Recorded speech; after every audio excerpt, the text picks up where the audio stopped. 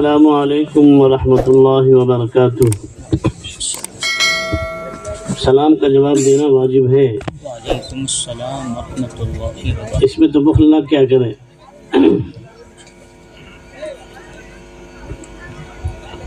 الحمد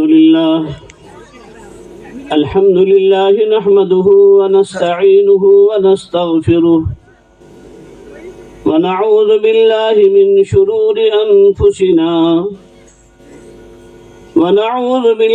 من شرور أنفسنا ومن سيئات أعمالنا،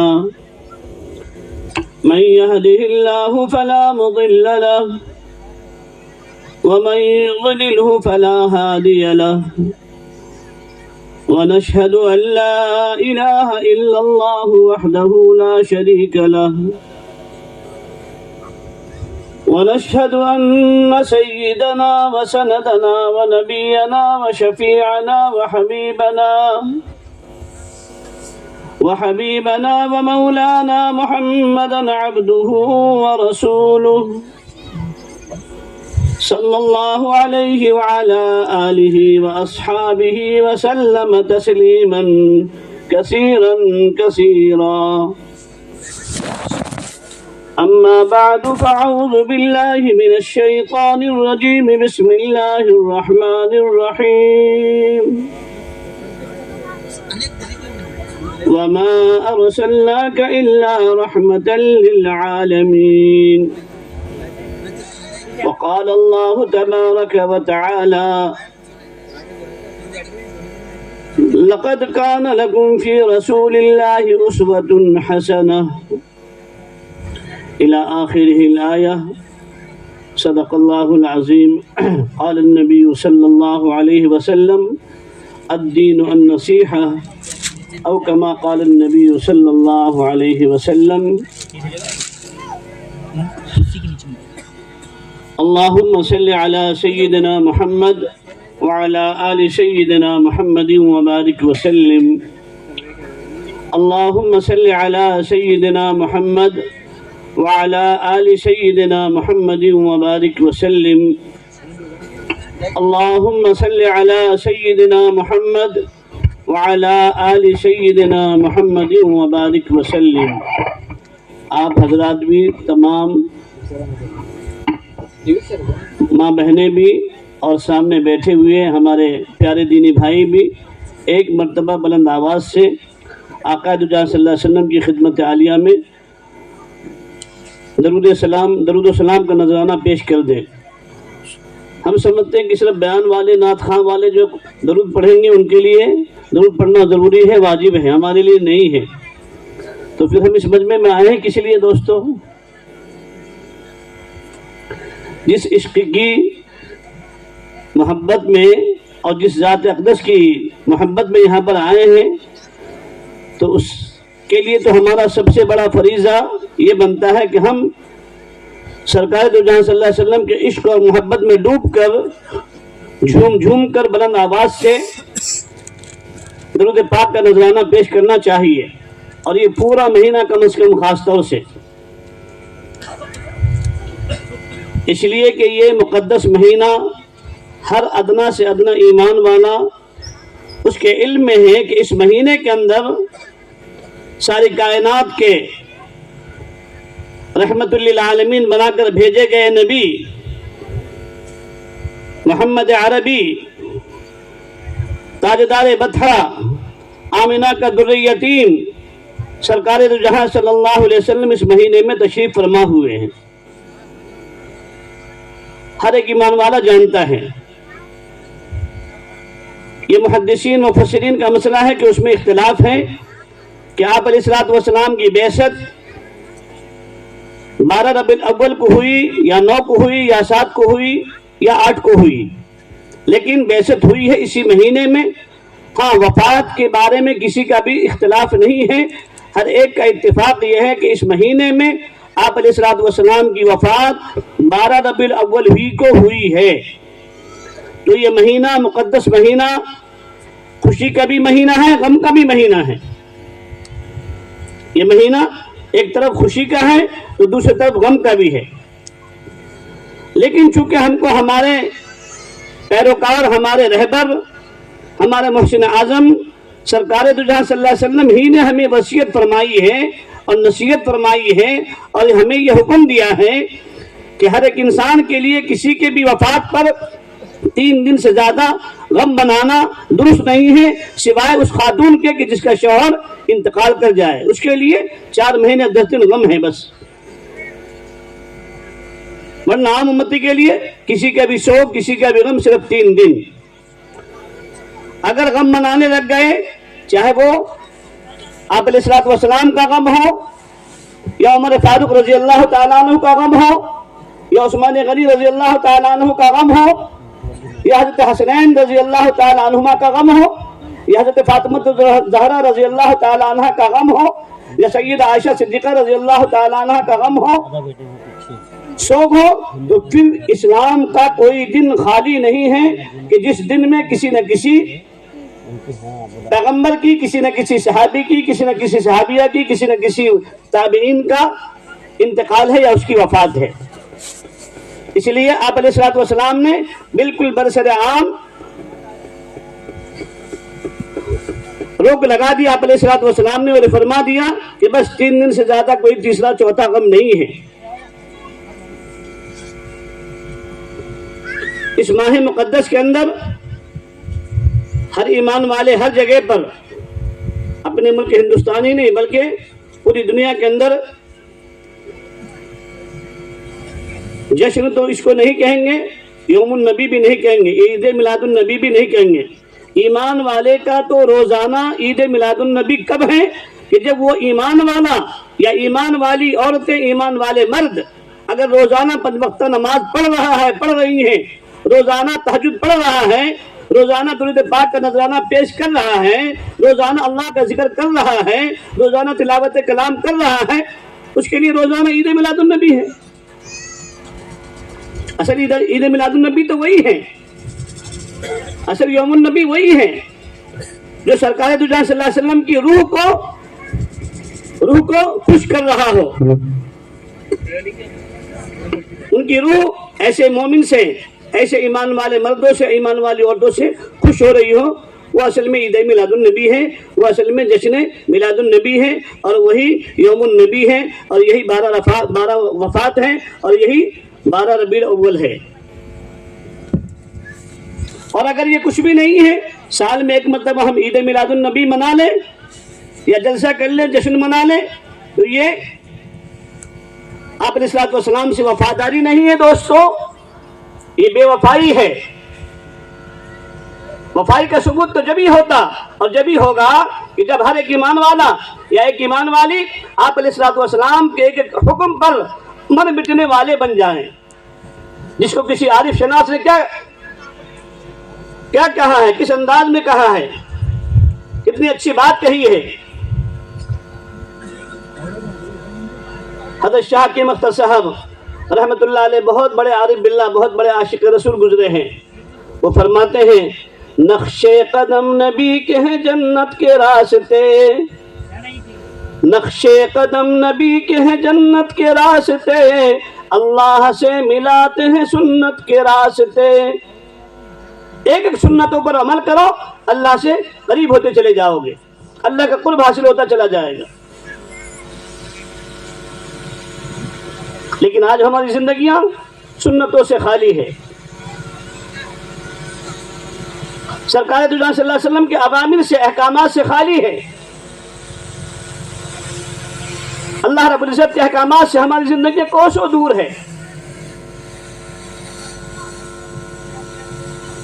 آپ علیہ الصلوۃ والسلام کی زندگی کا ایک ایک پہلو،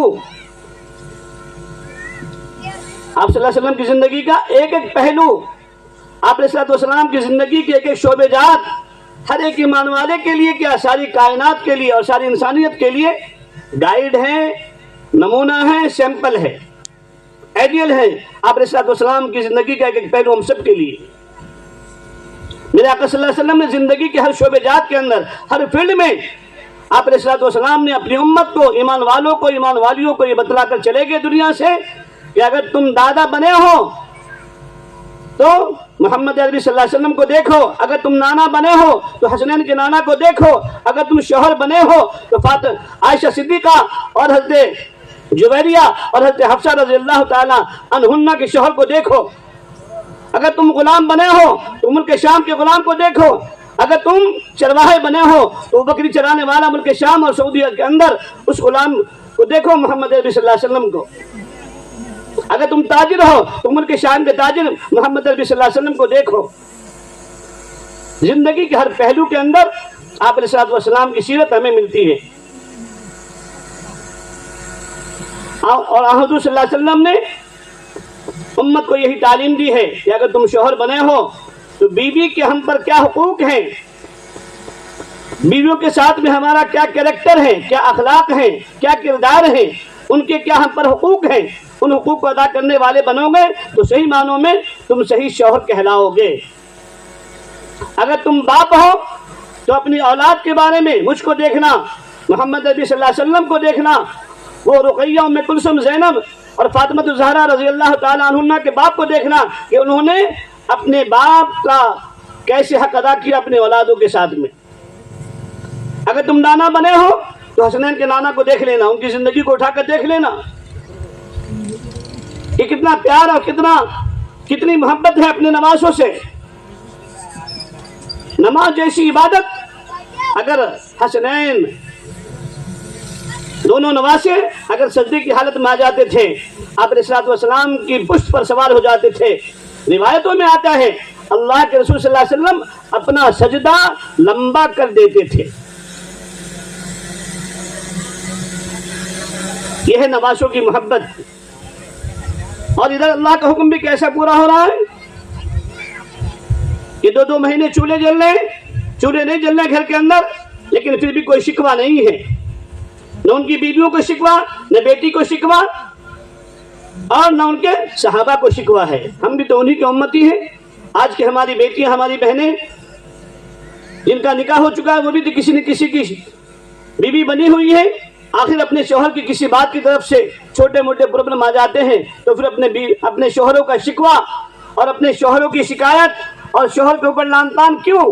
اگر ہم نبی صلی اللہ علیہ وسلم کے صحیح ماننے والے ہیں تو ہمیں دیکھنا پڑے گا کہ ہمیں اللہ نے بیوی بنایا ہے، تو ہمیں دیکھنا پڑے گا کہ وہ بھی ایک بیوی تھی، علی رضی اللہ تعالیٰ عنہ کی بیوی فاطمہ الزہرا رضی اللہ تعالیٰ عنہ، کہ جن کو چکی پیستے پیستے ہاتھوں میں گٹے پڑ گئے تھے، لیکن نہ انہوں نے کبھی اپنے باپ سے شکایت کی اور نہ انہوں نے کبھی اپنے شوہر علی مرتضیٰ رضی اللہ تعالیٰ عنہ سے شکایت کی ہے۔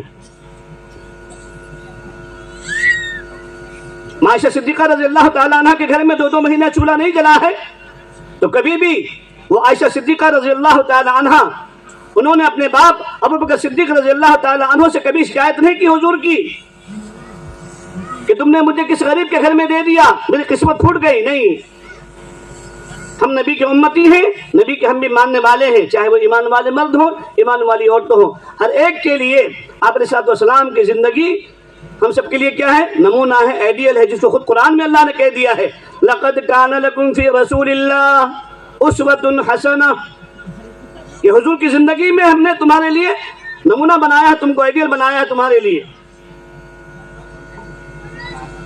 ہر شعبے جات کے اندر، چاہے وہ نماز ہو، روزہ ہو، ذکر ہو، تلاوت ہو، شادی ہو، منگنی ہو، ہے نا، معاملات ہو، معاشرت ہو، عبادات ہو، دین کے جتنے شعبے ہیں ان تمام شعبے جات کے اندر سرکار صلی اللہ علیہ وسلم کی زندگی کا ایک ایک پہلو ہمارے لیے نمونہ ہے، آئیڈیل ہے۔ اور وہ رحمت للعالمین صرف انسانوں ہی کے نبی نہیں ہیں، ساری کائنات کے نبی ہیں۔ ایک اللہ والے فرماتے ہیں نا حضور صلی اللہ علیہ وسلم کی شان اقدس میں، یہ وہ نبی ہیں جن کی غلامی میں ہے ہر بشر، سارے انسان۔ یہ وہ نبی ہیں جن کی غلامی میں ہے ہر بشر، یہ وہ نبی ہیں جن کی غلامی میں ہے ہر حجر، دنیا کے جتنے درخت ہیں، شجر ہیں، یہ سب کے سب اللہ کے نبی صلی اللہ علیہ وسلم کے غلام ہیں، سارے انسان بھی اللہ کے نبی صلی اللہ علیہ وسلم کے غلام ہیں۔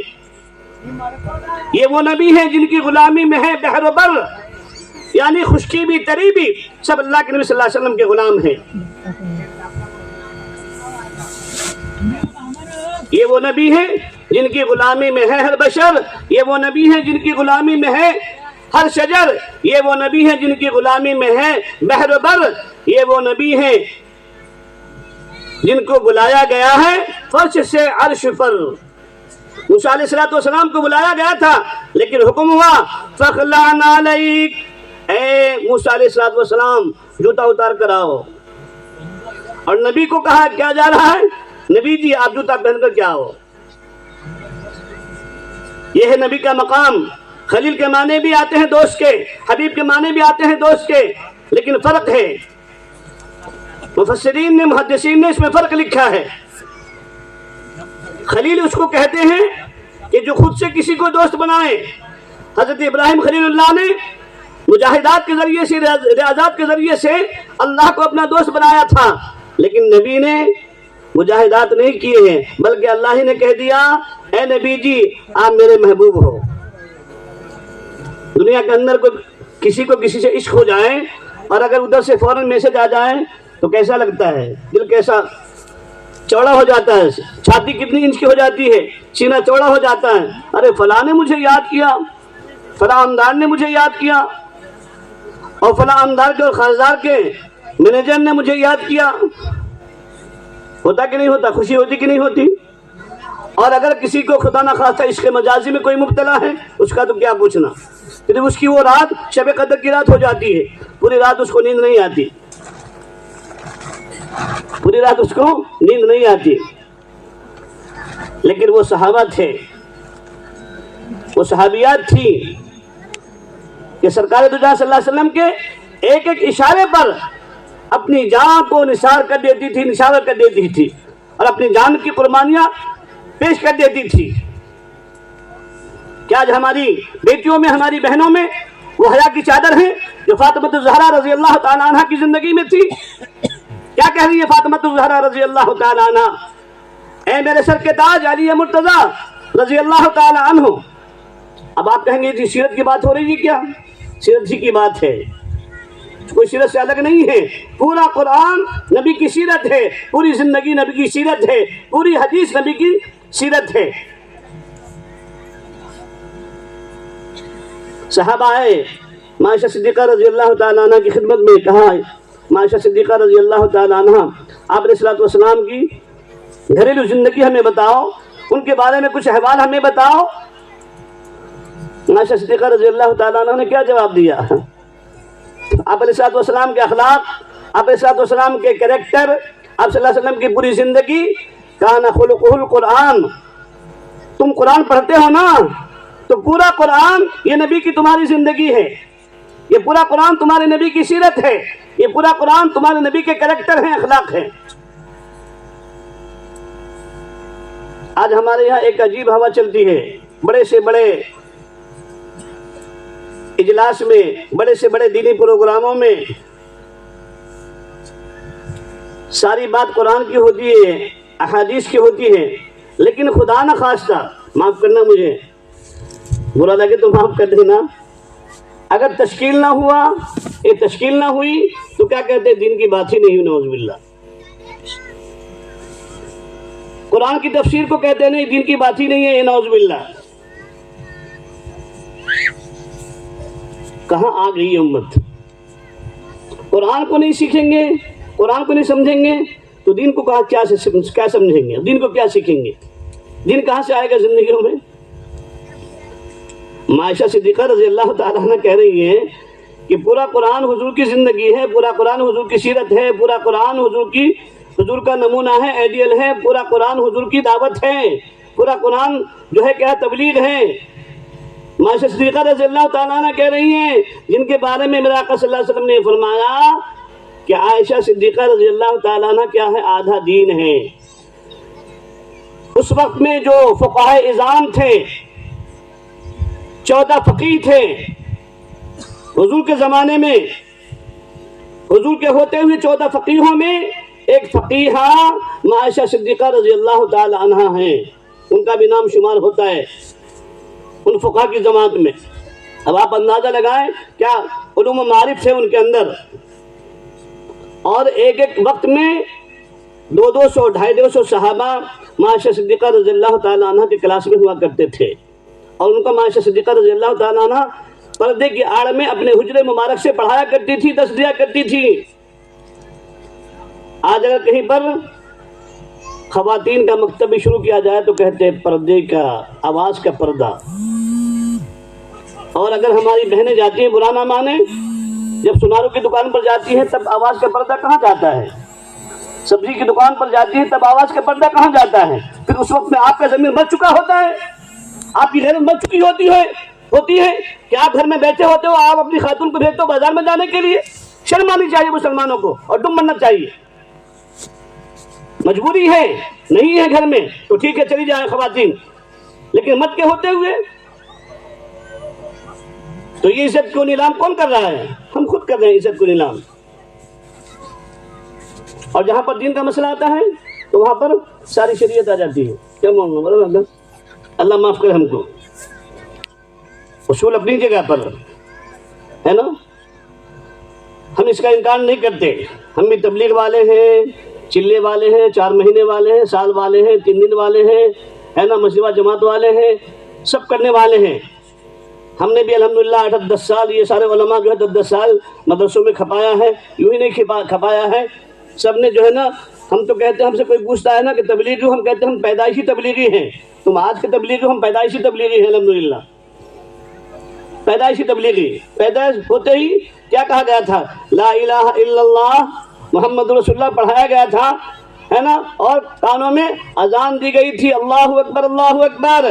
دیکھ تو پیدا ہوا ہے، اب سے لے کر مرنے تک اسی اللہ اکبر کی صدا لگانی ہے، اسی اللہ کی کبریائی کو بیان کرنا ہے، کسی اور کی کبریائی بیان نہیں کرنا۔ یہ اس اللہ کی کبریائی، اس کی وحدانیت، اس کی توحید، اس کو دنیا میں لے کر پھرنا ہے اور گانا ہے، بجانا ہے۔ تو ہم تو پیدائشی مبلغ ہیں، پیدائشی تبلیغی ہیں۔ اب آپ کی نہج پر اگر ہماری تبلیغ نہ ہو تو آپ ہمیں معاف کرنا، آپ سے ہمیں سرٹیفکیٹ کی بھی ضرورت نہیں ہے، آپ سے ہمیں سرٹیفکیٹ کی ضرورت نہیں ہے، سرٹیفکیٹ دینے والا اللہ ہے۔ میں کھلا کہتا ہوں، آپ کو برا لگے اس لیے میں نے کہا کہ برا لگے تو معاف کرنا۔ اور یہ بھی چونکہ شریعت کا ہی، دین کا ہی، سیرت کا ہی پہلو ہے۔ آج جو ہمارے اس میں کنفیوژن ہو رہا ہے نا، اور جس کی وجہ سے ہم بدگمان ہو رہے ہیں علماء سے، حفاظوں سے، ائمہ سے، بڑے بڑے کبار مشائخ سے، اس کنفیوژن کو دور کرو دوستو۔ یہ بھی آپ صلی اللہ علیہ وسلم کی شریعت کا اور سیرت کا ایک پہلو ہے۔ اگر علماء سے کٹ جائیں گے دین سے محروم ہو جائیں گے، علماء سے کٹیں گے نہ سیرت آپ کی زندگی میں آئے گی، نہ بیویوں کے حقوق ادا کرنا آپ کی زندگیوں میں آئے گا، اور نہ ہی آپ کو نماز کا صحیح طریقہ آپ کی زندگی میں آئے گا۔ علماء نہیں ہوں گے، قرآن کون سکھائے گا آپ کو؟ علماء نہیں ہوں گے، نکاح کون پڑھائے گا؟ علماء نہیں ہوں گے، حفاظ نہیں ہوں گے، ائمہ نہیں ہوں گے، بچوں کی پیدائش پر اذان کون دے گا؟ علماء حفاظ نہیں ہوں گے، ائمہ نہیں ہوں گے، جنازے کی نماز کون پڑھائے گا؟ یہ تو فری آف چارج کے مولوی ہیں بیچارے۔ بچہ پیدا ہو ہاسپٹل میں آپ امام کو بلاتے ہیں، نہ جائے تو پھر فوراً 36 کا آنکڑا کرتے ہیں اس کے ساتھ میں، ان کو 50-100 روپے بھی نہیں دیتے بیچارے کو۔ اور اگر خدا نہ خواستہ کہہ دیا کہ نہیں حفیظ صاحب ذرا آرام کر رہے ہیں، ارے بولے کیا وہ ہمارا نوکر ہے نا، بھیجو اس کو اٹھا کر، بچہ پیدا ہوا اذان دینا ہے، تو مسلمان نہیں؟ تو کہتا نہیں میری پاکی نہیں ہے، ایمان والا اور پاکی نہیں۔ خدا نہ خواستہ موت آ گئی اس حالت میں تو کلمہ نصیب ہوگا۔ اگر ناپاکی کی حالت میں موت آ گئی، چاہے وہ کوئی بھی ہو انسان، لیڈیز ہو جینٹس ہو، میرے آقا صلی اللہ علیہ وسلم نے کیا فرمایا؟ الطہور شطر الایمان کہا ہے، الطہور نصف الایمان کہا ہے کہ پاکی تو آدھا ایمان ہے۔ پھر ہم کی اس حالت میں رہیں؟ نہیں، ایمان والا تو ہمیشہ پاک صاف رہے۔ خیر، تو آپ علیہ الصلوۃ والسلام کی زندگی کا ایک شعبہ ہمارے لیے نمونہ ہے، آئیڈیل ہے، اور سراپا ہم سب کے لیے آپ علیہ الصلوۃ والسلام کی زندگی کا ایک ایک عمل، ایک ایک عمل، ایک ایک قول، ایک ایک فعل، ایک ایک حکم ہم سب کے لیے قابل عبرت ہیں اور قابل توجہ ہیں اور قابل نمونہ ہیں۔ اللہ کے رسول صلی اللہ علیہ وسلم نے ایک حدیث فرمائی، صلو کما رأیتمونی اصلی، تم نماز ایسی پڑھو جیسی کہ تم مجھے نماز پڑھتے ہوئے دیکھ رہے ہو۔ کیا مطلب؟ محدثین فرماتے ہیں یہ صرف نمازی کے لیے نہیں ہے، زندگی کے ہر شعبے جات کے لیے ہے، زندگی کے ہر فیلڈ میں اس حدیث کو فٹ کرنی چاہیے۔ ایمان والے کا ہر عمل نبی صلی اللہ علیہ وسلم کے اس عمل سے میل کھاتا کہ نہیں کھاتا؟ اس عمل کہیں ایسا تو نہیں ہماری شادی، ہماری منگنیاں اور ہمارے جو رسم و رواج ہیں یہ اگر ہمارے حضور صلی اللہ علیہ وسلم کی زندگی سے میل نہیں کھا رہے ہیں تو پھر ہم گویا کہ نبی صلی اللہ علیہ وسلم کی سیرت کو نہیں اپنا رہے ہیں، نبی صلی اللہ علیہ وسلم کی شریعت کو نہیں اپنا رہے ہیں، بلکہ ہم اپنی منمانی زندگی بسر کر رہے ہیں۔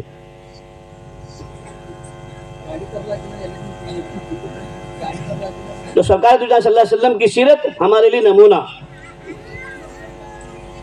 کیا کہا عارف باللہ نے، اللہ والوں نے آقا دو جہاں صلی اللہ علیہ وسلم کی شان اقدس میں، یہ وہ نبی ہیں جن کی غلامی میں ہے ہر بشر، یہ وہ نبی ہیں جن کی غلامی میں ہے ہر شجر، یہ وہ نبی ہیں جن کی غلامی میں ہے بحر و بر، یہ وہ نبی ہیں جن کی غلامی میں ہے جن و انس، اور یہ وہ نبی ہیں جن کو بلایا گیا ہے فرش سے عرش پر۔ اللہ نے ان کو فرش سے عرش پر بلایا ہے، اور کوئی پردہ نہیں، ڈائریکٹ انڈائریکٹ نہیں بلکہ ڈائریکٹ اس کا دیدار، جس کی ملاقات ہوئی ہے باری تعالیٰ سے ملاقات ہوئی ہے۔ اس کے آگے اللہ خود کہتے ہیں نبی کے بارے میں، اے نبی جی تمہارا تو وہ مقام ہے اور تمہاری وہ عظمت میرے نزدیک ہے کہ جو تمہارا نہیں وہ ہمارا نہیں،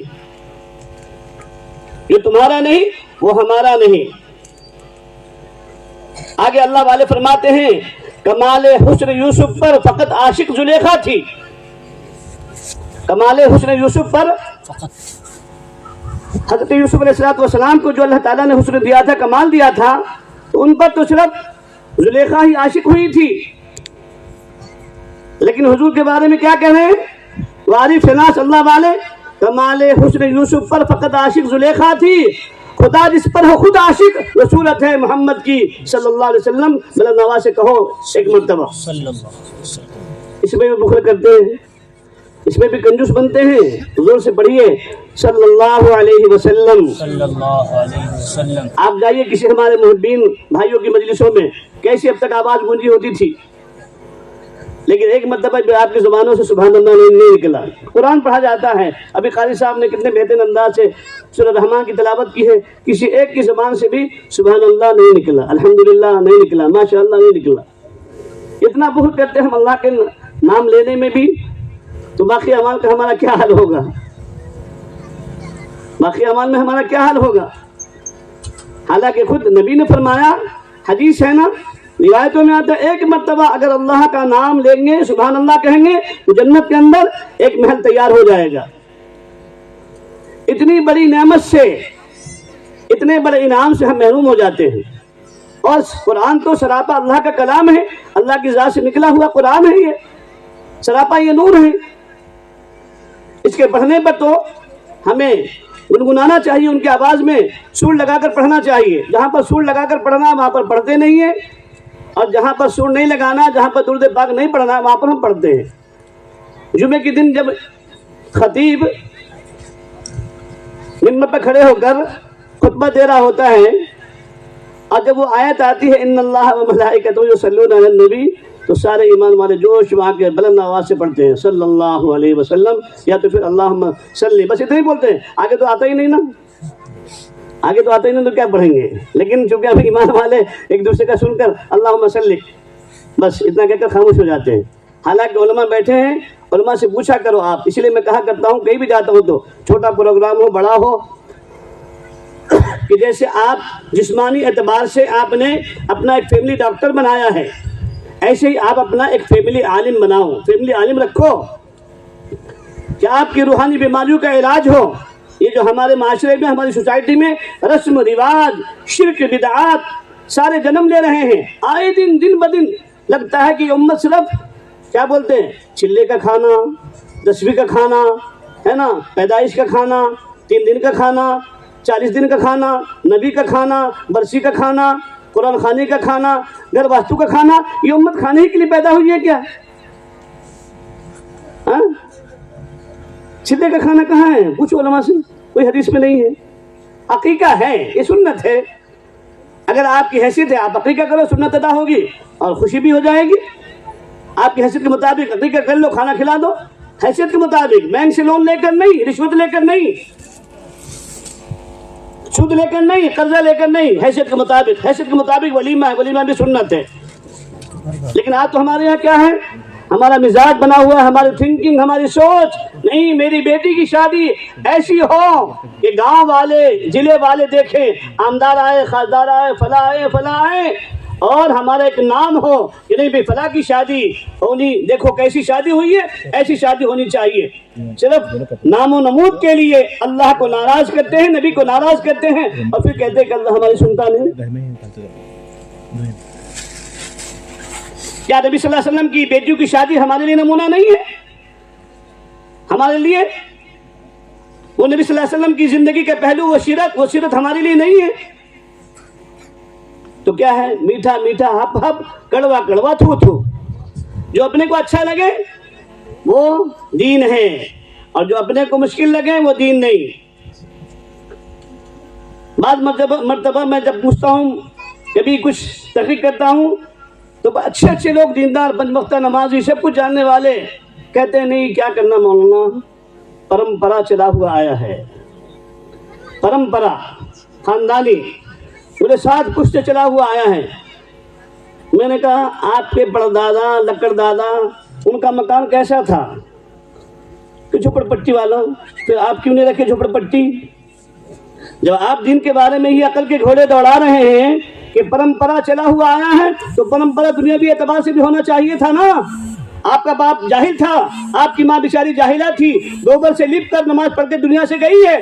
इस कच्चे मकान में आपने क्यों बनाया ये बंगला, क्यों बनाया महल? क्या जरूरत थी आपको बनाने की? इसमें भी परंपरा चल कर लेते, इसमें क्यों नहीं? तो दुनियावी एतबार से नहीं, जो डॉक्टर कहेगा वो हम करेंगे, जो इंजीनियर कहेगा उस प्लानिंग से हम घर बनाएंगे। लेकिन शरीयत और दीन का कोई प्लानिंग नहीं। मौलवी कहे, मुफ्ती कहे, काजी कहे, नहीं बोले। आजकल के मुफ्ती नौज़ बिल्लाह ये सब अपनी बातें करते हैं। अगर आपने किसी मुफ्ती के कौल पर, किसी मुफ्ती के फतवे देने पर ये बात कह दी, आपका ईमान सल्ब हो गया। अपने आप को कहते रहो ईमान वाले हम, लेकिन आपका ईमान सलामत नहीं रहा, बाकी नहीं रहा, सल्ब हो गया। फज़ाइल अमान में शेख ने लिखा है, आधार कार्ड में नाम हमारा होगा, राशन कार्ड में होगा, वोटर लिस्ट में होगा, है ना, लाइसेंस में होगा, लेकिन अल्लाह की फहरिस्त से हमारा नाम निकल चुका होगा, निकल चुका होगा। किन बिना पर? हालांकि हमने ये टीका नहीं लगाया, कुकू नहीं लगाया, हमने वहां जाकर कोई ऐसा कुछ नहीं किया, लेकिन हमने शरीयत को ठुकरा दिया, दीन को ठुकरा दिया। फतवा निकला था भाई ये करना ममनू है, नाजायज है, हराम है। हमने कहा कि नौज़ बिल्लाह ये मुफ्तियों का क्या है, लफ्ज अल्फाज भी अदा करते हुए शर्म आती है। बाज़ मर्तबा तो अच्छे अच्छे लोग बूढ़े हो गए, उम्रें उनकी बीत गई, कब्र में पांव लटक गया, फिर भी वो कहने पर तैयार हो जाते हैं कि आजकल के मौलवी तो गलत फतवे देते रहते हैं, अपने पेट के कुछ भी करते हैं। बाज़ हमारी ख़वातीन कहती है नहीं ये हलाला और ये खुला और ये विरासत में इतना ही देना, ये शरीयत ने हम पर जुल्म किया, नौज़ बिल्लाह। फरमाया ऐसी कहने वाली औरतें भी ईमान से महरूम हो गई। तो नौजवानों का भी ईमान सल्ब हो रहा है, बूढ़ों का ईमान भी सल्ब हो रहा है, बूढ़ों का ईमान भी सल्ब हो रहा है, हमारी बच्चों का ईमान भी सल्ब हो रहा है। बच्चों का ईमान इसलिए सल्ब हो रहा है कि हमने उनको दीन नहीं सिखाया, ईमान नहीं सिखाया। कॉलेज में गई, उनके हवाले हो गई, चली गई। हमारी बेटियां, हमारी बहनें, हमारी माएँ वो कहती है कि नहीं हमारे शोहर का हम पर जुल्म है, शरीयत ने हम पर जुल्म किया है कि हमको विरासत में सिर्फ 25% रखा है, 2% रखा है, आधा आध होना चाहिए, निस्फी है ना, निस्फ होना चाहिए था, 50-50। अगर आपने कह दिया तो आप ईमान से महरूम हो गई। बूढ़े लोगों ने अगर कह दिया शरीयत के बारे में कि नौज़ बिल्लाह ये क्या है, शरीयत की तरफ से जुल्म है, आपका ईमान गया। بچوں کا نوجوانوں کا ایمان کہاں سلب ہو رہا ہے؟ رات بھر پب جی گیم فلا گیم کھیل رہے ہیں اور وہاں پر شرک اور بدعت کر رہے ہیں، ایمان چلا گیا، ایمان ہمارا سلب ہو گیا۔ ہم اپنا کو کہتے رہے پٹھان، سید اور نہ جانے کیا کیا القاب اور کیسے کیسے سرنیم لگاتے رہے، یہ دنیا میں لگتا رہے گا، اللہ کی فہرست میں نکل چکا ہوگا۔ آپ کے بچے بھی ناجائز ہوں گے۔ یہ ساری چیزیں، یہ بھی شریعت کا ہی پہلو ہے، یہ بھی سیرت ہی کا پہلو ہے کہ ہماری شادیاں بھی ویسی ہونی چاہیے جیسے فاطمہ الزہرا رضی اللہ تعالی عنہ کی شادی ہوئی ہے۔ علی مرتضیٰ رضی اللہ تعالی عنہ کو جو جہیز دیا گیا تھا وہ جہیز نہیں تھا، اس لیے کہ آپ علیہ الصلوۃ والسلام ہی حضرت علی رضی اللہ تعالی عنہ کے وارث تھے، انہی کی وراثت میں، انہی کے گویا کے کیا رہے، انہی کے حوالے رہے، انہی کی سرپرستی میں علی مرتضیٰ رضی اللہ تعالی عنہ رہے ہیں۔ تو حضور تو ادھر بیٹی ہے ادھر بھتیجا ہے، دونوں کا نکاح حضور نے کیا ہے، تو اب حضور کی کفالت میں علی مرتضیٰ رضی اللہ تعالیٰ عنہ تھے، تو علی مرتضیٰ رضی اللہ تعالیٰ عنہ کے ذمے، علی رضی اللہ تعالیٰ عنہ کا جو کام آپ صلی اللہ علیہ وسلم کے ذمے تھا وہ حضور نے ادا کیا ہے، کفالت ادا کی ہے، نہ کہ جہیز دیا ہے۔ اور ہمارے لیے تو کیا ہے، اب دولہا بھی کہتا ہے نہیں 5 تولے سونا چاہیے اور ایک اب BMW گاڑی چاہیے تو نکاح کریں گے، ہے نا؟ عجب ماجرا ہے حضرات، دیکھیے داماد مانگتا ہے خیرات، دیکھیے زندگی بھر اپنے کمائی کا جوڑا اور شادی کے وقت میں قبول کرنے کے لیے بھی ایسا کہ جیسے پہاڑ ٹوٹ رہا ہو تو بھیک کا جوڑا، زندگی بھر خود کا کمایا، خود کا جوڑا پہنا، اور شادی میں سسرال والے کا، وہ بھی 50,000 روپے لیا، کہاں جانا، بمبے سے لانا، بنگلور سے لانا ہے، وہ بھی شیروانی کیسی، جس کو کتا بھی دیکھ دے نا دولہے کو تو کتا بھونکنے لگتا، یہ اجنبی انسان آیا اپنی بستی میں، ہاں، اس لیے کہ وہ بھی اس لباس سے آشنا نہیں ہوتا، ناواقف ہوتا ہے۔ آپ چھوڑو تو 10 منٹ کے لیے دیکھو دولہے کو چلتے جانے دو، کیسے اس کو پھاڑ کھائیں گے کہ نہیں کھائیں گے۔ اور ہوا ایسا واقعہ ہوا ہے، میں یہ نبی عید میلاد النبی کا یا ہے نا ربیع الاول کا مہینہ ہے، یہ جھوٹ نہیں بول رہا ہوں اور غلو بھی نہیں کر رہا ہوں، ایسا واقعہ ہوا ہے کہ ایک بیچارہ دولہا گاؤں میں ہی شادی تھی، اب یہاں سے وہاں تک کے لیے کیا گاڑی آئے، دوستوں نے کہا کہ بھائی چلتے چلیں گے ورنہ لوگ بھی مذاق اڑائیں گے، جائیں گے ایسی۔ اب وہ دولہا آگے، اب وہ تو اس کے فرینڈس ہوتے ہیں نا آگے پیچھے چلنے والے، اور حالانکہ دولہے کے ہاتھ میں وہ نقلی بندوق، یہ بھی شرک ہے آج کا۔ اب علماء سے پوچھو آپ کی شرک بھی کتنے قسمیں ہیں، شرک خفی ہے، شرک جلی ہے، لیکن یہ بھی شرک ہے، جلی ہے یہ بھی۔ اس نیمبو پر آپ کا عقیدہ چلا گیا، آپ کے دل میں کلمہ ہے، آپ نبی کے امتی ہیں، آپ کو نبی نے دعا سکھلائی ہے، گھر سے نکلتے ہوئے، گھر میں داخل ہوتے ہوئے، مسجد میں جانے کے لیے دعا سکھلائی ہے، فارغ ہونے کے لیے دعا سکھلائی ہے، ہر ایک ایمان والے کو، چاہے وہ مرد ہو یا عورت ہو۔ آپ کو نظر ہے کہ نہیں یہ بندوق رہے گی، نیمو رہے گا تو نظر نہیں لگے گی، نعوذ باللہ، اور یہ سب کرواتی ہے کون؟ یہ ہماری مائیں، اللہ ان کو دین کی صحیح سمجھ کی توفیق دے۔ یہ بوڑھی دادیاں کہتی نہیں بابا، مولانا بولے بولن دے، تو نے کرنے کا نہیں تو میں آتی نہیں دیکھ شادی میں، ہاں میرے سے فتوے لگاتی دادیاں وہ نانیاں۔ اب بیٹا بھی بیچارہ کیا کرتا، وہ پوترا نواسا مجبوراً وہ بندوق لیتا۔ بھئی ان علماء کو پوچھو آپ، ان کی شادیاں نہیں ہوئی، میری شادی نہیں ہوئی، ان کی شادی نہیں ہوئی کیا؟ ہم نے تو کبھی بندوق نہیں لیا۔ مولانا عبدالرب صاحب آپ کی شادی میں تھا کہ بندوق؟ قاری صاحب آپ کی شادی میں تھا بندوق؟ نہیں، کہاں سے لیا ہے یہ نبی کی سیرت میں ہے کیا؟ اس کو بھی ڈھونڈو نا۔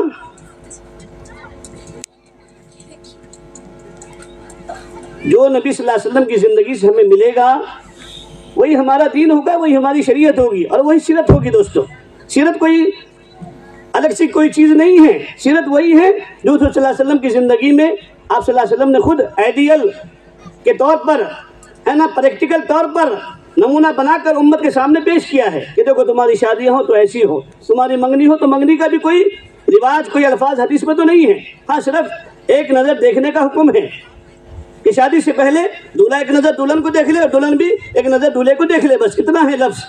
لیکن ٹھہراؤ اور 70 ایک منگنی ابھی ایسی ہوئی ہے، اللہ امت کو ہدایت دے۔ اور جب امت کا پیسہ فضول خرچی پر جائے گا، شیطانوں کی رضا پر جائے گا، بتاؤ دوستو پھر امت کی جو ہے نا مفلسی کیسے دور ہوگی؟ امت کی مفلسی کیسے دور ہوگی؟ زکوٰۃ نہیں نکالتے صحیح معنوں میں۔ مولانا عبدالرؤف صاحب، آپ کو یقین نہیں آئے گا، میں ایک ولیمے میں منگنی میں شریک ہوا تھا، بعد میں جانے کے بعد جب میں نے وہاں کا چال ڈھال اور رنگ ڈھنگ دیکھا تو مجھے تو جو بات بولنے کی تھی بات بولا، میں چلا گیا، کھانا بھی نہیں کھایا ان کا۔ لیکن بعد میں معلوم یہ ہوا کہ اس منگنی میں 70 لاکھ روپے خرچ ہوئے ہیں۔ ڈوب مرنے کی بات ہے کہ نہیں؟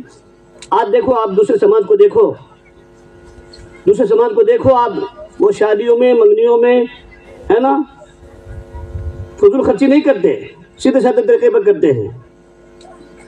جین برادری کو دیکھو، دیگر برادری کو دیکھو، RSS والے بھائیوں کو ہمارے دیکھو، یہ فضول خرچی پر نہیں کرتے، یہ اپنی قوم کو دیکھتے ہیں۔ ہماری قوم کا کون بچہ ایسا ہے جو جاہل ہے، جو ان پڑھ ہے، اس کو پڑھاؤ، اس کی پڑھائی پر پیسے خرچ کرو۔ جو ہماری قوم کی بچیاں ودوا ہیں، بیوائیں ہیں، ان کی شادی بیاہ پر، ان کی نوکریوں پر، ایسی چیزوں میں وہ خرچ کرتے ہیں۔ خود کی ذات پر بھی وہ اتنا خرچ نہیں کرتے، بس جتنا ان کو ہوتا ہے سیدھا سادہ کھانا کھا لیتے ہیں۔ ہم مسلمانوں کا حال تو کیا، سب پہلے وہاں جائیں گے جہاں پر یہ ملتا ہے، صبح 5 کلو لاؤ کھاؤ، اور پھر کام نہیں دھندے نہیں، شام کو 6 بجے کٹے پر بیٹھ کر سب کی برائی چغلی اور چاڑی اور ادھر کی ادھر کرتے بیٹھتے۔ یہ ہماری زندگی یہاں گزر رہی ہے۔ آپ اتنا بڑا مجمع یہاں پر بیٹھا ہوا ہے، اللہ کو گواہ بنا کر کہو اگر میں ہاتھ اٹھاؤں تو کس نے آج فجر کی نماز ادا کی ہے؟ کہ جس نماز کے بارے میں میرا آقا نہیں بھائی مت اٹھاؤ، وہ لوگ کہیں گے بھائی ہم کو یہ شرمندہ کر رہے ہیں کیا؟ اکثر وہی ہے۔ نہیں دوستو، جس کے بارے میں حضور نے کیا فرمایا؟ جس کا دل چاہے اللہ سے باتیں کرنا، جس کا دل چاہے کہ میں اللہ سے باتیں کروں، ہم کلام ہو جاؤں، وہ کیا کرے؟ نمازوں میں نوافل میں لمبے لمبے سجدے کیا کرے؟ تو ہمارے فرائض کے ہی لالے ہیں تو نوافل تو کیا پڑھیں گے؟ اور ایسے تھے ہمارے اکابرین، حضرت شیخ الحدیث مولانا زکریا صاحب علیہ الرحمہ کے والد محترم حضرت مولانا محمد یحییٰ صاحب، جب انہوں نے ماں کا دودھ چھوڑا تھا، ماں اور بہنوں غور سے سنو، بچوں کی تربیت بھی یہ بھی سیرت کا پہلو ہے، جب انہوں نے دودھ چھوڑا تھا تو 6 رکوع ان کے حفظیات تھے۔ جس وقت میں دودھ چھوڑا تھا ماں کا تو 6 رکوع ان کو زبانی یاد تھا، 6 رکوع کے وہ حافظ قرآن تھے۔ جب ان کے خاندان کی عورتیں آئیں اور بچے کو کہلواتی تھی بیٹا کہو اللہ، بیٹا کہو لا الہ الا اللہ، تو وہ قرآن پڑھتے تھے۔ ان کے خاندان کی عورتیں بھی تعجب کرنے لگی، ابھی تو دودھ بھی نہیں چھوڑا بچے نے اور یہ قرآن پڑھ رہا ہے، الف لام میم ذالک الکتاب لا ریب فیہ ھدی للمتقین، پڑھتے پڑھتے 6 رکوع پر تکمیل ہوتی تھی ان کی۔ تو یہ بھی تو زندگی کا اور بچوں کی تربیت کا یہ بھی سیرت کا پہلو ہے کہ بچوں کی پرورش، بچوں کی تعلیم اور بچوں کی تربیت کیسی ہونی چاہیے۔ خواجہ اجمیری علیہ الرحمہ اتنے بڑے اللہ والے کیسے بن گئے جن کے ہاتھوں پر 90 لاکھ لوگوں نے اسلام قبول کیا ہے، ایمان لائے ہیں۔ ایک روز اپنی والدہ سے کہنے لگ گئے، امی جان یہ کیا معاملہ ہے؟ میں جدھر جاتا ہوں جہاں جاتا ہوں لوگ جھک در جھک آتے ہیں، ٹیم کی ٹیم لوگوں کی آتی ہے اور میرے ہاتھ پر بیعت بھی کرتے ہیں اور اسلام میں بھی داخل ہوتے ہیں۔ تو ماں نے کیا کہا؟ ماں بہن غور سے سنیں، ماں نے کیا کہا؟ بیٹا معین الدین، اس کے اندر تیرا کمال نہیں ہے، کمال تیری اس ماں کا ہے، کمال تیری اس ماں کا ہے۔ کہا یقیناً امی آپ ہی کا کمال ہے، لیکن ذرا بتاؤ تو صحیح تاکہ میں بھی کبھی کبھار تحدیث بن نعمت کے طور پر امت کی عورتوں کے سامنے بیان کیا کروں گا آپ کے اوصاف اور آپ کی صفات، آپ کے کریکٹر، آپ کی تربیت کا انداز۔ اللہ اکبر کبیرہ، کاش اگر یہ صفت ہماری ماؤں میں، ہماری بہنوں میں آ جائے تو آج کی نسلیں کوئی بے دین نہ رہے، سب دیندار بن جائیں گے اور امت میں انقلاب آ جائے گا اس ملک کے اندر۔ خود حضرت مولانا الیاس صاحب رحمۃ اللہ علیہ فرماتے ہیں نا، امت کی آج کی نئی نسلیں ایسی گود سے محروم ہو گئی جن گودوں میں ہم پلے ہیں اور جن ماؤں نے ہمیں کشف الانوار، مشارق الانوار جیسی کتاب پڑھائی ہے، تفسیر ابن کثیر جیسی کتاب پڑھائی ہے۔ کیا آج ہماری ماؤں کو اتنا علم ہے؟ ہماری ماؤں کے بھی، بہنوں کے بھی نماز کے لالے ہیں، قرآن کے لالے ہیں، اللہ کے ذکر کے لالے ہیں؟ نہیں، وقت ہی نہیں ملتا۔ اور شکایت کیا ہوتی ہے کہ نہیں شوہر بد مزاج ہے، شوہر گرم مزاج کا ہے، چھوٹی چھوٹی باتوں پر ٹوکتا ہے۔ اگر آپ کا شوہر بد مزاج ہے تو کیا حضرت آسیہ رضی اللہ تعالی عنہا کے شوہر سے بھی زیادہ آپ کا شوہر بد مزاج ہے؟ قیامت کے میدان میں اللہ رب العزت کھڑا کریں گے، جب آپ یہ کہیں گے نا کہ نہیں اللہ میرا شوہر بد مزاج تھا اور بچوں کی وجہ سے، فلاں کی وجہ سے، فلاں بیماری کی وجہ سے میں نے نماز چھوڑ دی تھی، یہ کر دی تھی، اللہ حضرت آسیہ رضی اللہ تعالی عنہا کو آپ کے سامنے کھڑا کریں گے اور فرمائیں گے اے میری بندی آسیہ، بتاؤ ان خواتین کو تمہارا شوہر زیادہ ظالم جابر تھا یا ان عورتوں کا شوہر ظالم و جابر تھا؟ حضرت ایوب علیہ السلام کی بیوی کو بلایا جائے گا، اے میری بندی ایوب علیہ السلام کی بیوی بتاؤ تمہارا شوہر زیادہ بیمار تھا اور زیادہ تمہاری خدمت کی ضرورت تھی یا ان خواتین کو ضرورت تھی؟ یہ بتایا جائے گا۔ آپ کے پاس میں کیا جواب ہوگا؟ آپ کے پاس میں کیا جواب ہوگا؟ اس لیے چھوٹے چھوٹے پرابلمس کی وجہ سے جو ہماری نماز ترک ہو رہی ہے، قرآن کی تلاوت سے ہم محروم ہیں، اللہ کے ذکر سے محروم ہیں، توبہ کرنی چاہیے اور اثر نو اب اپنی زندگی کو سیرت رسول پر لانے کی ضرورت ہے۔ وہ فاطمہ الزہرا رضی اللہ تعالیٰ عنہ کیا ہے وہ ماں، کیا ہے وہ بیٹی؟ حسنین کی ماں ہے نا، علی مرتضیٰ رضی اللہ تعالیٰ عنہ کی بیوی ہیں، آپ علیہ السلام کی لختی چہیتی بیٹی ہیں، پیاری بیٹی ہیں، اور جنت کے اندر عورتوں کی ہونے والی سردار ہوں گی۔ سرٹیفکیٹ اللہ نے دنیا ہی میں دے دیا ہے، لیکن حیا کتنی بڑی چیز ہے، پردہ کیسا ہے، نمازوں کا اہتمام کیسا ہے۔ ٹھنڈی کے موسم میں لمبی رات ہوا کرتی ہے، جیسے اب رات بڑی ہو رہی ہے نا۔ فاطمہ الزہرا رضی اللہ تعالی عنہا نے ایک دفعہ وضو کیا عشاء کی نماز کے بعد اور نوافل میں مشغول ہو گئی، اتنی لمبی نماز پڑھی ہے کہ فجر کی اذان کی آواز آ گئی کانوں میں، تو کہنے لگ گئی اللہ تیری رات کتنی چھوٹی ہے کہ ابھی فاطمہ کی 2 رکعت مکمل نہیں ہوئی اور فجر کی اذان ہو گئی۔ ان کو راتوں کے چھوٹے ہونے کا شکوہ تھا۔ میری ماں اور بہنوں دیکھو ان کی نماز کیسی تھی، وہ بھی نوافل۔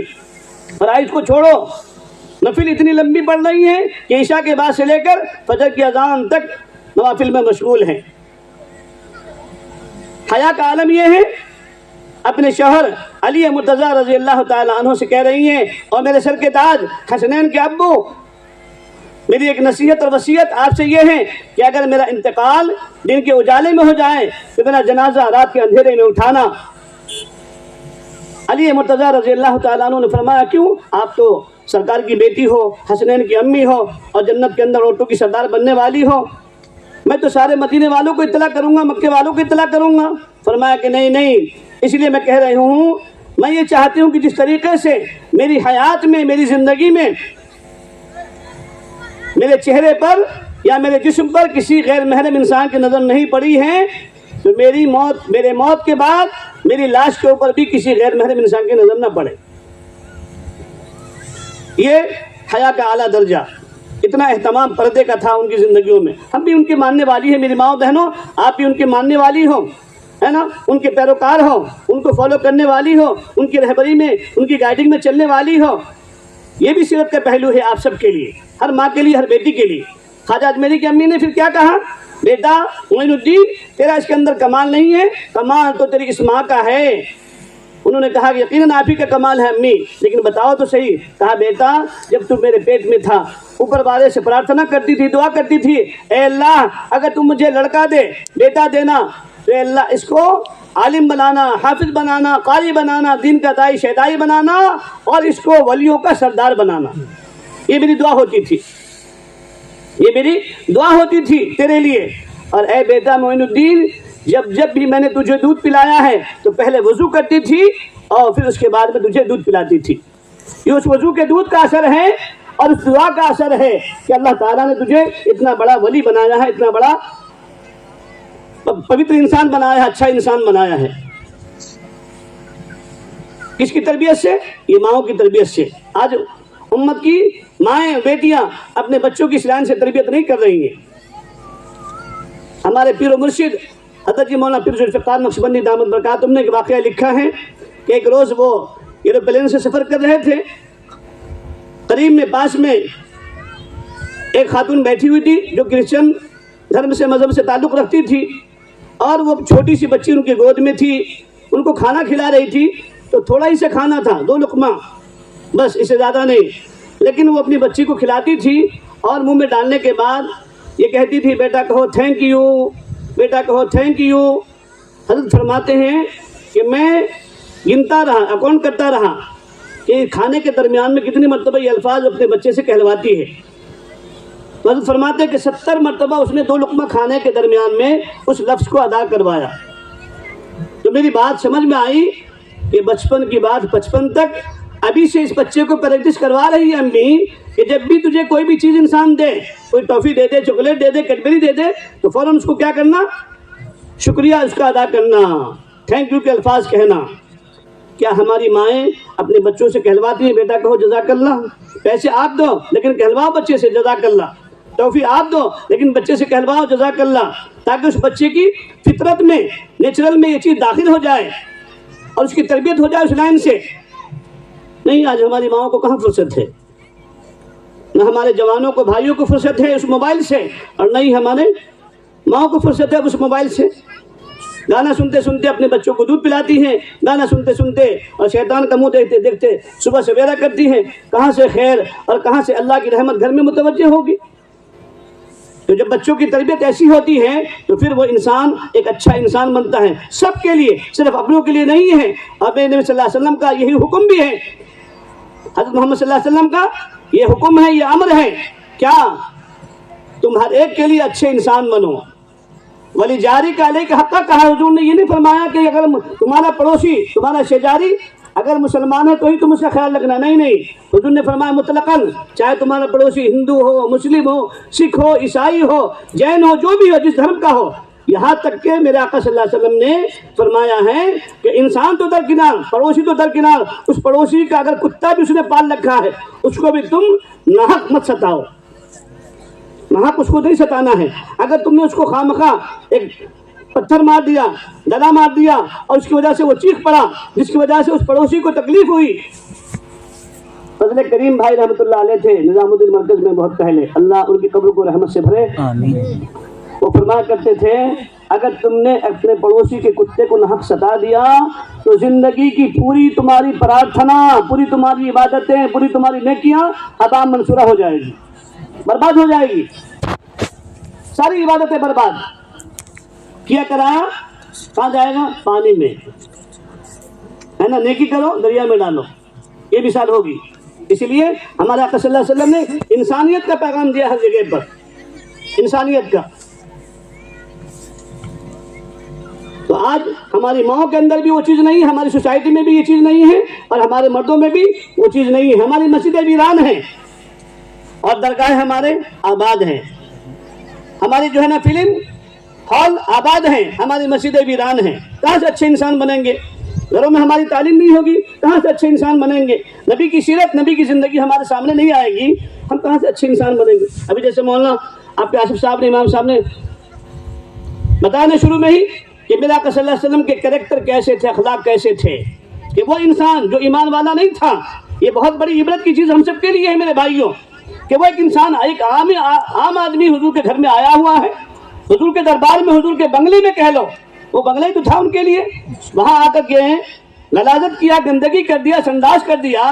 حضور چاہتے تو مار سکتے تھے کہ نہیں مار سکتے تھے؟ تھپڑ لگا سکتے تھے کہ نہیں؟ لیکن حضور نے کچھ نہیں کیا، حضور نے کچھ نہیں کیا. دوستو، عمر فاروق رضی اللہ تعالیٰ عنہ کی ہمت بھی ہوئی، انہوں نے ہمت بھی کی کہ کچھ چاہ کر اس کو ضرور تبیخ کروں، ڈانٹ ڈپٹ کروں، لیکن حضور نے فرمایا کہ نہیں. مسجد میں آ کر، مسجد نبوی، آج جو ہمارے اندر یہ بھی کنفیوژن ہے نا دوستو، نہیں، ہماری مسجدوں میں ہمارے غیر بھائی ہو، کوئی بھی ہو، آنے کی پرمیشن ہونی چاہیے، دینا چاہیے، کیا حرج ہے؟ ہماری مسجدیں سب کے لیے ہے، ہمارے مدرسے سب کے لیے ہیں، کسی کے لیے کوئی رکاوٹ نہیں ہے. سمجھے نا؟ حضور صلی اللہ علیہ وسلم کی مسجد میں آ کر اس یہودی نے استنجا کر دیا. عمر فاروق رضی اللہ تعالیٰ عنہ دوڑے تھے نا، صحابہ دوڑے تھے مارنے کے لیے. حضور نے فرمایا نہیں، اس کی ضرورت تھی، حاجت ہو گئی، کوئی مسئلہ نہیں، دھو دیں گے، پاک ہو جائے گا. اور پھر اس کو قریب بلایا حضور نے، کیا فرمایا؟ بھائی یہ گندگی کرنے کی ضرورت جگہ نہیں ہے، اس لیے کہ یہ جگہ کیا ہے؟ پاک صاف ہے، اور پرارتھنا کے لیے ہے، نماز کے لیے ہے نا، قرآن پڑھنے کے لیے ہے، یہ جگہ ہے، یہ مسجد ہے. وہ بیچارہ حضور کی اس بات کو سن کر تسلیم بھی کر لیا, ایمان میں بھی داخل ہو گیا. سمجھے دوستو, یہ ہمارے آقا صلی اللہ علیہ وسلم کے اخلاق تھے. ہم نے اپنے خود ہی جو ہے نا اپنے اخلاق کو, حضور کے اخلاق کو, حضور کے کریکٹر کو نہ ہم نے خود سمجھا ہے اور نہ ہی ہم نے اپنے بھائیوں کے سامنے اس کو پیش کیا ہے. اس لیے دوستو ہم سے لوگ بدزن ہو جاتے ہیں. ایک آخری بات سنا کر بات ختم کرتا ہوں. کتنا ٹائم ہو گیا؟ بس کیا مسئلہ نہیں, ایک بات سنا ختم کر. ایک واقعہ بس. ایک آخری واقعہ. آپ علیہ الصلوۃ والسلام کتنے بڑے وفادار اور وعدہ نبھانے والے تھے, ہم سب کے لیے عبرت کی چیز ہے اور قابل توجہ ہے, قابل عبرت ہے. آج کے زمانے میں بھی یہ چیز ہے, ہوتی ہے ہر ایک انسان کو, چاہے وہ ہندو ہو, مسلم ہو, سکھ ہو, عیسائی ہو, ہر ایک کو تھوڑا لین دین میں, کبھی جو ہے نا قرض لینے میں ایک دوسرے سے مدد ملتی بھی ہے, اور یہ چلا ہوا آیا ہے ہر زمانے میں ہی. تو آپ علیہ الصلوۃ والسلام ایک یہودی سے کچھ قرضہ لیا انہوں نے, اور لڑکیاں فوٹو لے رہے ہیں, ذرا موبائل رکھو نیچے.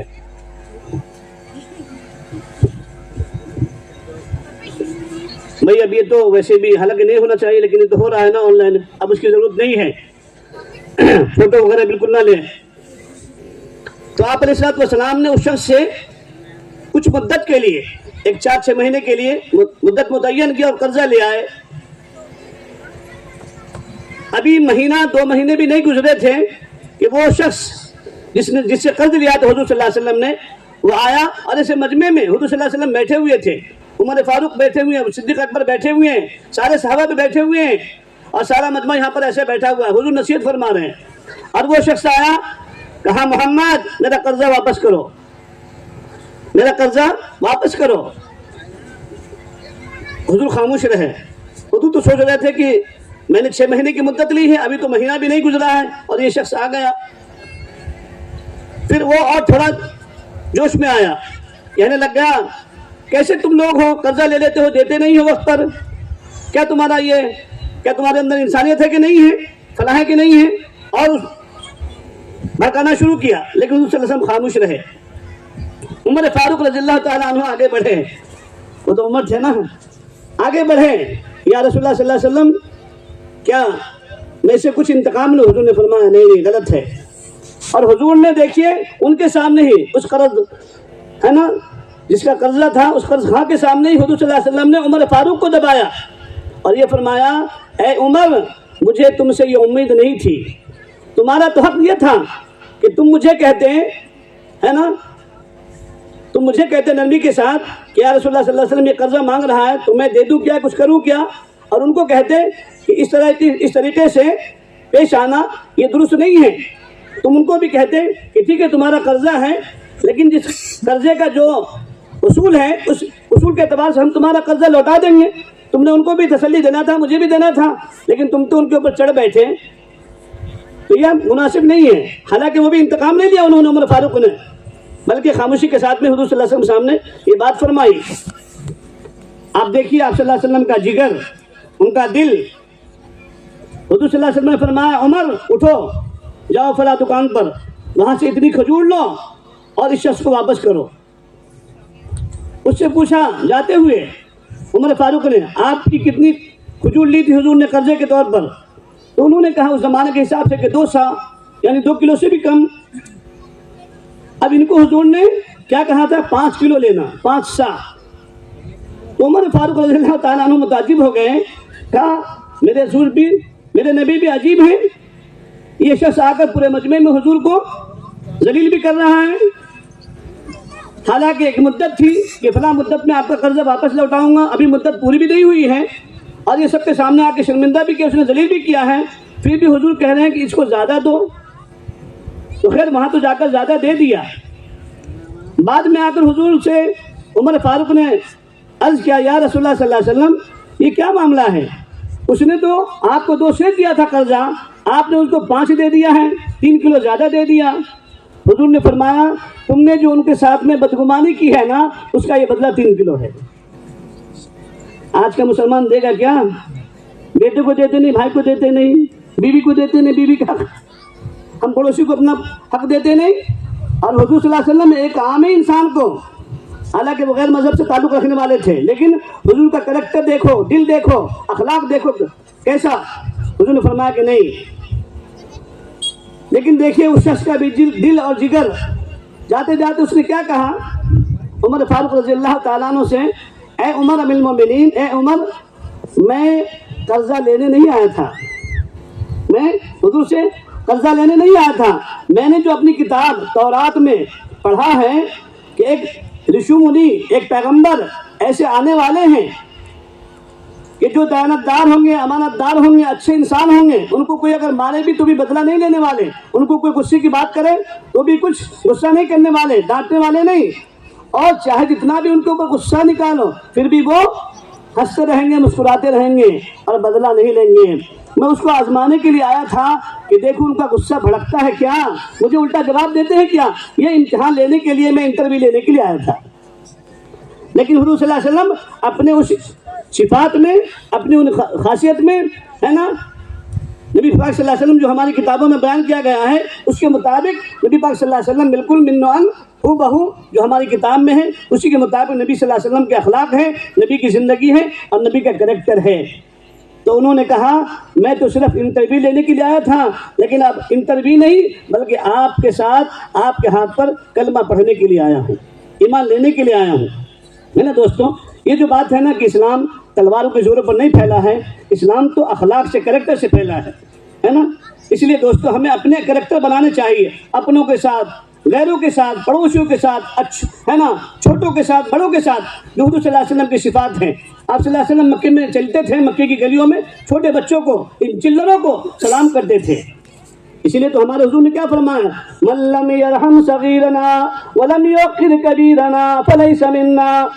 جو ہمارے چھوٹوں پر شفقت نہ کرے, ہمارے بڑوں کا اکرام نہ کرے, وہ ہم میں سے نہیں. کیا مطلب, بڑے کو حکم دیا ہے کہ بڑے کی ذمہ داری ہے کہ چھوٹوں پر پیار سے پیش آئے, شفقت سے پیش آئے. جب بڑے چھوٹے پر پیار سے پیش آئیں گے, شفقت سے پیش آئیں گے, رحم دلی سے پیش آئیں گے, تو چھوٹے کے دل میں بڑوں کا اکرام آئے گا, بڑوں کی عزت آئے گی کہ نہیں بھائی اتنا بڑا ہو کر ہمیں سلام کر رہا ہے, تو چلو آئندہ کل سے یہ سلام میں پہل کریں گے, ہے نا.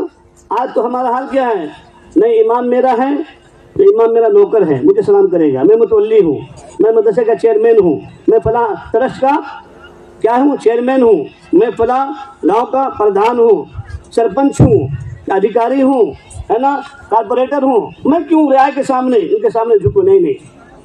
پوری زندگی نبی صلی اللہ علیہ وسلم کی دوستوں, پھر ان کے صحابہ کی زندگی, عمر فاروق کی زندگی کو دیکھو, حضور کی زندگی کو دیکھو, کیا ان کے اخلاق تھے. تو یہ اخلاق ہمیں اپنانا ہے دوستوں, اپنے پہلے گھر کے اندر, اپنے سوسائٹی کو سدھارنا ہے. جو آج ہماری سوسائٹی بگڑ رہی ہے نا, ہماری اولادیں بگڑ رہی ہیں, اس کی وجہ کیا ہے کہ ہم اپنے اولاد کی تربیت ویسی نہیں کر رہے ہیں جیسے حضور صلی اللہ علیہ وسلم نے ہمیں تربیت کرنے کے لیے کہا ہے. ہم پہلے ان کو دین سکھائیں, اپنا جو ہمارا فاؤنڈیشن ہے یہ دین سکھائیں, اور پھر ہم چاہیں ان کو ڈاکٹر بنائیں, نو ٹینشن نو پرابلم, ضرور بنائیے, اچھے سے اچھا ڈاکٹر بنائیے, اچھے سے اچھا وکیل بنائیے, اچھے سے اچھا جج بنائیے, اچھے سے اچھا آپ اپنے اولاد کو لائر بنائیے, لیکن ساتھ ساتھ میں پہلے دیندار محمدی بنائیے, مسلمان بنائیے. جب آپ کا لڑکا, آپ کی لڑکی کلمہ گو ہوگی, ہے نا, ایک دوسرے کے حقوق کو جاننے والی ہوں گی, تو انشاءاللہ پھر جو آج یہ مسائل پیش آ رہے ہیں ہمارے سماج میں, ہماری سوسائٹی میں, انشاءاللہ نہ یہ طلاق, نہ یہ خلا, اور نہ یہ جھگڑے, اور ہماری اولاد جو ہماری کیا ہو رہی, نافرمان ہو رہی ہے, انشاءاللہ وہ فرمان بردار بنے گی. اس لیے چھوٹوں بچوں کو مکتب میں بھیجیں, اس لیے کہ مکتب جو ہے نا یہ ہمارے آنے والی نسلوں کی ایمان کی بقا کی کیا ہے, ضامن ہے, ایمان کے بقا کی ضامن ہے. یہ مکاتب کی تعلیم معمولی نہیں ہے. جو ہمارے بڑے ہیں ان کو جماعتوں میں بھیجو اور ان کو اچھی تعلیم دو, اچھی تربیت کرو ان کی. وقت پر جو ہے نا گھر پر آنے کے لیے کہو کہ نہیں بھائی ٹائم ہے ابھی گھر میں دینے کا, دوستوں میں نہیں. آج کل کیا ہو رہا ہے, بیویاں شکایت کرتی ہمارے ہسبینڈ ہمارے شوہر کو ٹائم نہیں دیتے. شکایت ان کا برحق ہے دوستوں, اس لیے کہا ہمارا حل کیا ہو گیا, کمپنی سے آتے ہیں, ڈیوٹی سے آتے ہیں, پھر بن سور کر جاتے ہیں, تو پھر 2 بجے رات تک, 3 بجے رات تک دوستوں میں یا چائے کی ہوٹلوں میں یا پھر PUBG گیم میں اپنا وقت ضائع کر رہے ہیں. نہیں دوستوں, وقت بہت قیمتی ہے اور وقت کسی کا انتظار نہیں کرتا. ہم سب کو اپنے وقت کا انتظار کرنا ہوگا. اس لیے دوستوں آج جو آپ نے اتنا بڑا یہ جلسہ رکھا ہے, اور اتنی بڑی محفل سجائی ہے وہ اسی کے لیے کہ ہمیں کم از کم نبی صلی اللہ علیہ وسلم کی زندگی کا کوئی ایک پہلو سمجھ میں آ جائے، ہم اس پر عمل کر لیں گے انشاءاللہ تو ہماری زندگی سنور جائے گی، بن جائے گی، اور آج کے مجلس کا، آج کے جلسے گاہ کا جو بھی کچھ ہوا ہے انشاءاللہ اس کا ہم کو کیا ہو جائے گا، فائدہ ہوگا، اور انشاءاللہ ہم اس کا حق ادا کرنے والے بن جائیں گے۔ اللہ ہمیں بھی، آپ سب کو، اس پورے مجمع کو اور ہماری ماں بہنوں کو بھی، سب کو جو باتیں کہی گئی ہیں، کہنے والے بھی محتاج، سننے والے سب محتاج ہیں، اللہ سب کو عمل کی توفیق نصیب فرمائے، ہم سب کو وہی نقش قدم نبی کے ہیں، جنت کے راستے اللہ سے ملاتے ہیں، سنت کے راستے۔ ایک ہمارے بزرگ کہنے لگے، دیکھو سنت پر تم عمل کرو گے، سنت پر ہم عمل کریں گے تو کیا ہوگا، قیامت کے میدان میں ہمارے لیے ٹول ناکہ اڑوے نہیں آئے گا۔ نبی کی سنت پر کر عمل تو بے دھڑک لے کے جائے گی جنت میں تجھ کو سیدھی سڑک۔ کیا مطلب، اب تو دنیا میں بھی ہے نا، یہ مثال سمجھانے کے لیے ٹول ناکے آئے ہوئے ہیں، ہے نا، تو آپ کی اگر گاڑی پر پہلے سے کیا رہے گا، 1 سال کا یہ رہتا ہے نا ملا ہوا کارڈ، تو پھر اس کو ٹول ناکہ آڑوے نہیں آتا، فوراً نکل جاتی ہے وہ گاڑی۔ ایسے ہی اگر نبی کی سنت ہمارے جسم پر، ہمارے چہروں پر، اور ہماری دیانتداری، صداقت، سچائی، امانت داری، انسانیت، سب سے پہلے انسانیت، مانوتا، ہر ایک انسان ہے، مانوتا کا درس ہر ایک انسان کے اندر ہونا چاہیے۔ اس لیے ہمارے ایک بڑے بزرگ تھے، میں ان کا شعر جو ہے نا اپنوں کی مجلس میں، میرے بھائیوں کی مجلس میں بھی کہا کرتا ہوں، مندر مسجد کی چادر نے بانٹ دیا بھگوان کو، مندر مسجد کی چادر نے بانٹ دیا بھگوان کو، دھرتی باٹی ساگر باٹا مت بانٹو انسان کو۔ لہو کا رنگ، خون، یہ خون جو ہے نا، لہو کا رنگ ایک ہے تو دور کیا قریب کیا۔ اب جب بیمار پڑتا ہے کوئی انسان، سیریس ہوتا ہے، ایشو میں ہوتا ہے، خون بلڈ لانے کے لیے کہتے ہیں ڈاکٹر، یہ دیکھتے کہ یہ عیسائی کا ہے، کرسچن کا ہے، ہندو کا ہے، مسلمان کا، نہیں، خون چاہیے، بلڈ چاہیے۔ تو اسی کو ہمارے وہ دھرم گرو کہتے تھے، لہو کا رنگ ایک ہے تو دور کیا قریب کیا، لگا لو سب کو گلے اپنے تو حبیب کیا رقیب کیا، لگا لو سب کو گلے اپنے تو حبیب کیا رقیب کیا۔ سمجھے کہ نہیں سمجھے کچھ میرے بھائیوں، حبیب کیا رقیب کیا، پھر دوست دشمن کچھ نہیں، سب اپنے ہیں۔ اللہ ہم سب کو ایک اچھا انسان بنا دے، ماں باپ کے لیے اچھا بیٹا بنائے، بیویوں کے لیے اچھا شوہر بنائے، ہر ایک انسان کے لیے اور ساری مخلوق کے لیے ہم سب کو ایک اچھا انسان بنائے، اچھا نوکر بنائے، اچھا غلام بنائے، اچھا تاجر بنائے، اچھا مالک بنائے، اور ایسا بنا دے جیسا رب پروردگار پرمیشور ہم سب کو دیکھنا چاہتے ہیں۔ اللہ ہم سب کو آج کی اس مجلس کی برکت سے ہم سب کو نبی صلی اللہ علیہ وسلم کا سچا عاشق، سچا دیوانہ اور اپنا سچا بندہ بنا لے، آمین۔ وآخر دعوانا ان الحمدللہ رب العالمین۔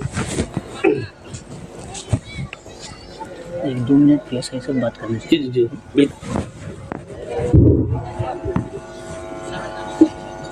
نگاہ ولی میں وہ تاثیر دیکھی، نگاہ ولی میں وہ تاثیر دیکھی، بدلتی زمانے کی تقدیر دیکھی۔ حضرت مفتی صاحب بڑے اہل اللہ میں شمار ہوتے ہیں، جن کا تعارف کرانا میں نے ضروری تو نہیں سمجھا تھا، لیکن علماء کی درخواست پر مختصر میں نے شعر میں یہ بات کہہ دی کہ حضرت مفتی صاحب بڑے اہل اللہ میں، اللہ تعالیٰ نے بہت قیمتی باتیں ان کی زبان سے ہمارے موافق اور ہمارے اعتبار سے نکالی۔ ایک لفظ قیمتی موتی تھا، ہمیں عمل کرنے کی اللہ تعالیٰ توفیق نصیب فرمائے۔ بس کسی بزرگ کے بیان کے بعد سیدھا دعا پر مجلس کا ختم ہونا چاہیے، لیکن پھر بھی ضرورت کی نزاکت کا ایسا مسئلہ ہے کہ مفتی صاحب سے معافی چاہتے ہوئے اجازت لے کر ہمارے سر آئے ہیں، ان سے ہماری معافی کی بات نہیں ہے، ہمارے نبی نے خود فرمایا انزل الناس منازلہم، جو انسان جس درجے کا ہے اس کا اکرام اس درجے کے اعتبار سے ہونا چاہیے۔ ہماری محفل میں ماشاءاللہ ہمارے پیر صاحب آئے ہیں، ہم ان کا اکرام کرتے ہیں، ویلکم کرتے ہیں، استقبال کرتے ہیں، اور گڈ ایوننگ کہتے ہیں، وہ آئے ضرور اپنا جو ہے نا کچھ اظہار خیال کریں مجمع کے سامنے۔ سر آ جائیں۔